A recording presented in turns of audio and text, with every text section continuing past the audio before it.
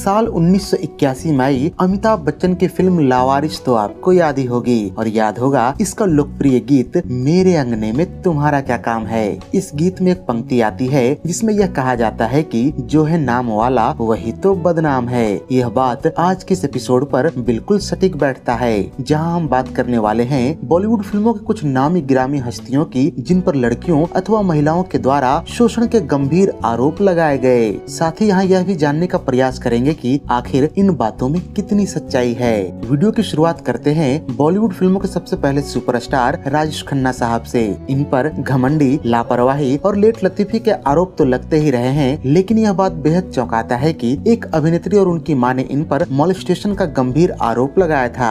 दरअसल साल 1986 में राजेश खन्ना ने अनोखा रिश्ता नामक एक फिल्म की थी, जिसकी एक महत्वपूर्ण भूमिका में अभिनेत्री सबीहा भी नजर आई थी। इन्हीं सबीहा और उनकी मां अमिता ने एक इंटरव्यू में आरोप लगाते हुए कहा था कि फिल्म की शूटिंग के दौरान राजेश खन्ना सबीहा को गलत तरीके से छूते थे। साथ ही यह भी बताया कि एक दिन शूटिंग के दौरान राजेश खन्ना ने फिल्म के निर्देशक IV शशि को ऊंची आवाज में कहा कि नारियल फोड़ दूं क्या। हालांकि एक द्विअर्थी बात है, जिसका मतलब सामने वाले पर निर्भर करता है कि आखिर वो क्या समझ रहा है। इस वक्त आपके दिमाग में अभिनेत्री सबीहा और उनकी मां अमिता के बारे में जानने की जोरदार उत्कंठा हो रही होगी। दरअसल सबीहा की मां अमिता गुजरे जमाने की एक अभिनेत्री थी, जिनका असली नाम कमर सुल्ताना था। इन्होंने अपने दौर की कई मशहूर फिल्मों में काम किया, जैसे कि साल 1955 में आई मुनीम जी, 1957 में आई तुमसा नहीं देखा, 1959 में आई गूंज उठी शहनाई, 1965 में आई हम सब उस्ताद हैं, 1968 में आई हसीना मान जाएगी आदि। इनमें से फिल्म तुमसा नहीं देखा में वो शम्मी कपूर के अपोजिट फीमेल लीड में नजर आई थी। आगे चलकर कमर सुल्ताना उर्फ अभिनेत्री अमिता ने कामरान खान नामक एक एक्टर डायरेक्टर से शादी कर ली, जिनकी पहले से ही एक शादी हो चुकी थी और उनके 2 बच्चे भी थे। यहाँ आपको यह जानकर बड़ी हैरानी होगी कि ये बच्चे आगे चलकर फिल्म इंडस्ट्री में काफी नामचीन हस्तियों में शुमार हुए,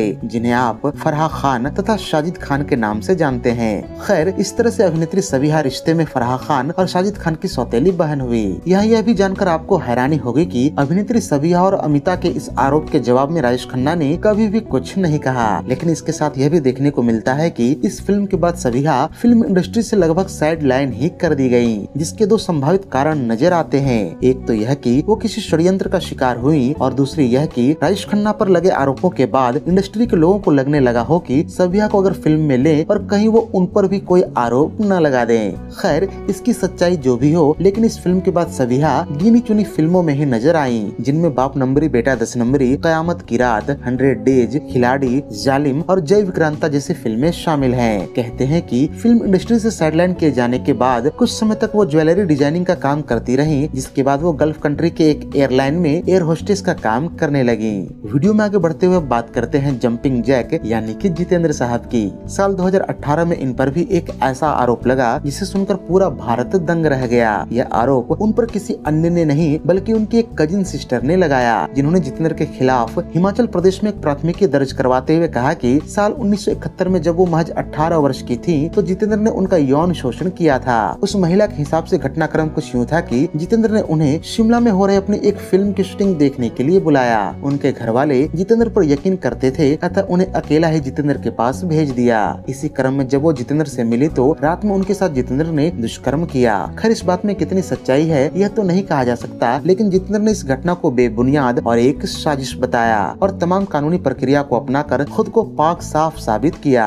अभिनेता अनुपम खेर पर भी 90 के दशक में मॉलेस्टेशन का एक आरोप लगा और वो इससे इतने आहत हुए कि एक पत्रकार को थप्पड़ तक रसीद कर दिया था। दरअसल उस समय एक नामी पत्रिका के गॉसिप कॉलम में यह रिपोर्ट छपा कि फिल्म वक्त हमारा की शूटिंग के दौरान अनुपम खेर ने फिल्म की हीरोइन ममता कुलकर्णी की बहन मिथिला कुलकर्णी के साथ जोर जबरदस्ती की कोशिश की है। यह बात अनुपम खेर को जब पता चली तो वो आग बबूला हो उठे और उक्त पत्रिका के एडिटर से बात की और कहा कि वो खुद मिथिला कुलकर्णी को लेकर पत्रिका के ऑफिस में आएंगे और साबित कर देंगे कि पत्रिका ने सरासर गलत रिपोर्ट छापी है। जिसके जवाब में एडिटर ने कहा कि वो पहले अकेले में मिथिला से बात करना चाहेंगे, तब दोनों से एक साथ बात करेंगे। अनुपम ने ऐसा करने से साफ मना कर दिया। संभवतः उन्हें लगा हो कि एडिटर मिथिला को अपनी बातों में उलझाकर कोई गलत बयान न दिलवा दें। खैर, इस घटनाक्रम के कुछ दिनों बाद फिल्म परंपरा के शूटिंग के दौरान अनुपम खेर को पत्रिका का वो रिपोर्टर नजर आया जिसने वो गॉसिप लिखा था। फिर क्या, अनुपम ने आओ देखा ना ताओ बस उस रिपोर्टर को एक थप्पड़ रसीद कर दिया। उन दिनों की रिपोर्ट्स की माने तो अनुपम खेर और उक्त पत्रिका के बीच काफी तनातनी हुई थी। और मामला कोर्ट तक जा पहुंचा था।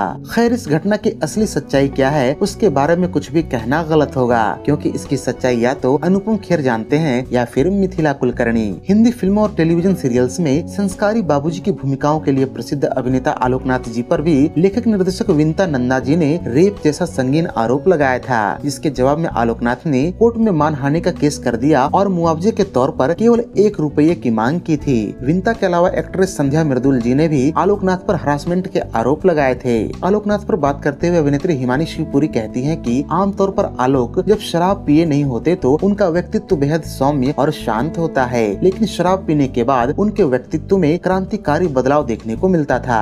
खैर, इस संबंध में बात की जाए तो आदित्य पंचोली और साजिद खान जैसे कई नाम सामने आते हैं जिन पर लड़कियों और महिलाओं ने काफी गंभीर आरोप लगाए हैं, लेकिन यह भी एक कटु सत्य है कि एक्टर साइनी आहूजा को छोड़कर किसी को आज तक सजा नहीं हुई है। इनमें से अधिकतर मामलों ने उस वक्त तो खूब तूल पकड़ा, लेकिन समय के साथ उन पर धूल जमता गया और लोगों ने उस पर बात करनी छोड़ दी और वो सारे आरोप सत्य असत्य के घने कोहरे में दबते चले गए। तो ये थी फिल्म इंडस्ट्री के कुछ मशहूर चेहरों पर लगे मॉलेस्टेशन और हरासमेंट जैसे गंभीर आरोपों पर हमारी एक विशेष रिपोर्ट। इस वीडियो पर अपनी प्रतिक्रिया हमें कमेंट बॉक्स में अवश्य दें। फिलहाल आज की इस एपिसोड में यहीं तक। फिल्मों से जुड़े ऐसे ही वीडियोस के लिए आप हमारे चैनल को सब्सक्राइब करना न भूलें। धन्यवाद।